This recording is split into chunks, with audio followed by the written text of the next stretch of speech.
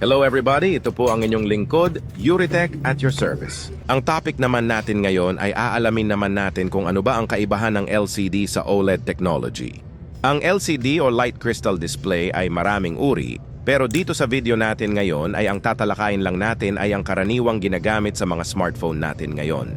Pero bago nating umpisahang pag-usapan ang kaibahan ng LCD at OLED, ay silipin muna natin kung papaano ba gumagana ang mga ito.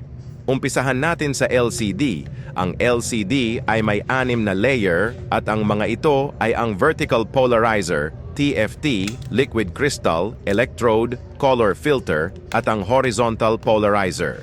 Keep in mind na hindi ko na po isinama ang backlight dahil hindi naman kasali sa grupo ng LCD ang backlight. Dito ay ipapaliwanag ko naman po sa inyo kung papaano naman po gumagana ang LCD.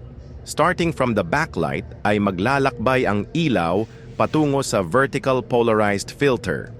Take note na ang light ay naglalakbay bilang electromagnetic waves na kung saan ang electric field ay vertical at ang magnetic field ay horizontal. At dahil ang unang nakaharang sa backlight ay vertical filter, kaya hindi makakadaan ang horizontal magnetic wave. Kapag na-filter na ang ilaw, ay ang tawag ay polarized light. Kailangang ipolarize ang ilaw para makontrol natin ang takbo at galaw ng ilaw. Kapag nakalagpas na ang ilaw sa vertical filter, ay dadaan naman ito sa TFT o Thin Film Transistor at Liquid Crystal. Ang TFT ay made of transparent conductive material at para itong MOSFET or switch. Ang TFT ang nagkokontrol sa galaw ng liquid crystal. Ang liquid crystal ay isang klase ng bagay na ang mga katangian ay nasa pagitan ng ordinaryong liquid at ng solid. Ang mahalagang katangian ng liquid crystal ay makikita natin sa kanyang orihinal na estado. Ang original form ng liquid crystal sa LCD ay baluktot at kapag ito'y nilagyan ng electric current ay tumutuwid. Ito ang isang animation video para sa liquid crystal at kung makikita nyo dito sa video na ang istruktura ng liquid crystal ay baluktot at kapag pinadaluyan ng electric current ay tumutuwid. At dahil sa katangiang taglay na yan ng liquid crystal, ay pwede natin ngayon makontrol ang supply ng ilaw papunta sa color filter o mas kilala sa tawag na RGB filter.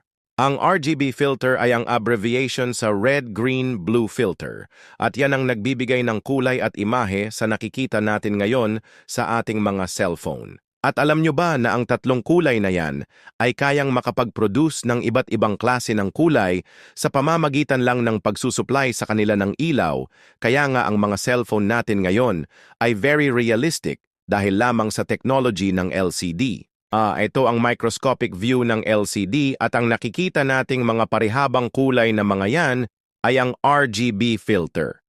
Kung titingnan natin in microscopic view ay hindi naman mukhang picture yan, pero in human eye, wala tayong kakayahan na tumingin sa napakaliit na resolution kaya ang napaprocess na ng ating utak ay ang bigger picture na napoproduce ng RGB filter. Ang mga LCD ay binubuo ng libo-libong pixel hanggang milyon-milyong pixel at ang isang pixel ay binubuo ng RGB filter, liquid crystal at TF transistor. Kapag pinagsama-sama mo ang milyon-milyong pixel ay makakabuo tayo ng LCD screen at ito na ngayon ang nakikita at ginagamit natin sa ating mga cellphones at tablet, TV at computers. Kaya kahit anong tampuhan nyo ng iyong iniibig ay huwag ihampas ang iyong cellphone dahil bukod sa hindi naman kayang ayusin ng paghampas mo ng cellphone mo, ang tampuhan ninyong magkairog ay isipin mo rin na ang LCD ng cellphone mo ay gawa sa complicated na material na talagang kahanga-hanga ang pagkalikha ng tao nito. It's so amazing na hindi natin nabibigyan ng pansin. Sana'y may napulot po kayong kaalaman sa video nating ito. Ito nga pala ang inyong lingkod, Euritech at your service. Abangan ang susunod kong video tungkol naman sa OLED display. See you po in my next video.